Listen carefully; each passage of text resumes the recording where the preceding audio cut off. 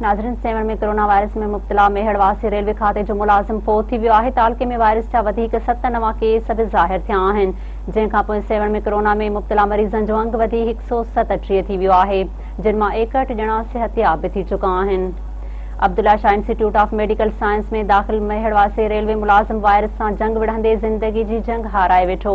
होॾां 24 कलाकनि दौरान अस्पताल जे अमले समेत 56 शकी माण्हुनि जा कोरोना सैंपल वठी PCR लेबोरेटरी ज़रिए टेस्ट कया विया।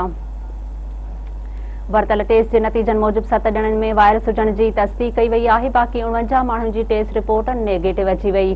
पॉजिटिव आयल मरीज़नि में सैयद अब्दुल्ला शाह इंस्टीट्यूट जो हिकु डॉक्टर, हिकु स्टाफ नर्स, NICVD स्टाफ जा 2 मुलाज़िम ऐं 3 मक़ामी शहरी शामिल आहिनि। नवां वायरस जा केस साम्हूं अचण खां पोइ सेवण तालके में कोरोना मरीज़नि जो अंग वधी 137 थी वियो आहे, जंहिंमें सैयद अब्दुल्ला शाह इंस्टीट्यूट जा 55 मुलाज़िम पिणु शामिल आहिनि, जॾहिं त अॼु 3 कोरोना मरीज़ सिहतयाब बि थी चुका आहिनि, जंहिं बाद सेवण में सिहतयाब मरीज़नि जो अंग वधी 61 थी वियो आहे।